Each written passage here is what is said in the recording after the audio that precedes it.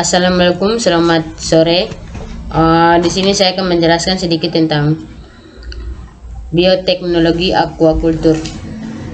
Tapi sebelum itu, perkenalkan, nama saya Novita Helena Lawrence, NIP 20.3.03.098. Di sini yang saya bahas tentang bioteknologi aquaculture pada ikan banden.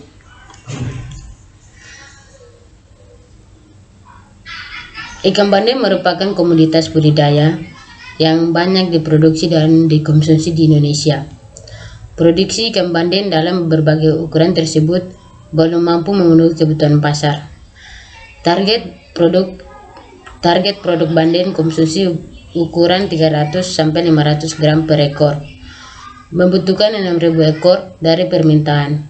Namun terdapat kekurangan sebanyak 639.000 ton per ekor.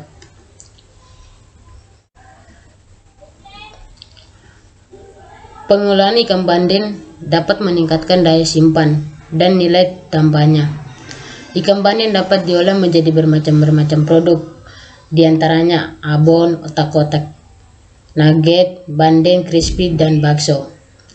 Proses diversifikasi produk dari ikan banden tersebut tidak lepas dari tahapan pengolahan yang utama, yaitu penggusukan dan penggorengan. Ikan banden dapat juga diolah dengan cara presto, yaitu pengolahan yang mengaplikasikan kombinasi suhu dan tekanan yang tinggi. Kemudian penerapan bioteknologi. Kadar air dalam ikan erat sekali hubungannya dengan kemampuan mikroorganisme untuk hidup dan berkembang biak. Maka perlu diamati kadar air ikan banden asap. Berbagai faktor proses pengasapan berpengaruh terhadap banyaknya asap yang dikontak dengan ikan, sehingga berpengaruh pula terhadap panas yang diberikan dan banyaknya air yang hilang dari ikan. Menurut Damogilala, suhu dan lama pengasapan memiliki peranan penting dalam penurunan kadar air produk. Kadar air ikan banden kedua kombinasi mengalami peningkatan selama penyimpanan, yang masih berada di bawah batas maksimal. Lama penyimpanan ikan banden, asap mempengaruhi fluktuasi nilai kadar airnya, karena semakin lama disimpan semakin memberi kesempatan kepada bakteri-bakteri yang untuk tumbuh dengan memanfaatkan asam amonia, asam lemak, dan komponen lainnya. Di sini juga bisa dilihat aplikasi mikroba sebagai sel berprotein tinggi dan dapat menjaga kestabilan lingkungan pemeliharaan. Penggunaan teknologi bioflok diharapkan dapat meningkatkan produktivitas dan kualitas benih protein, dapat berperan sebagai pakan ikan banden. Salah satu metode yang sensitif untuk menggambarkan kesahan rata-rata pertumbuhan sampel yang dianalisis adalah rasio RNA dan DNA.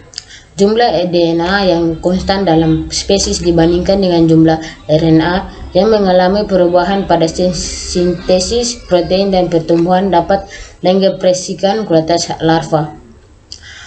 Untuk itu, dalam upaya meningkatkan produksi, bioflok dapat produksi benih ikan banden dan mendidikasikan susunan mikroorganisme yang tumbuh dalam bioflok tersebut dalam upaya meningkatkan.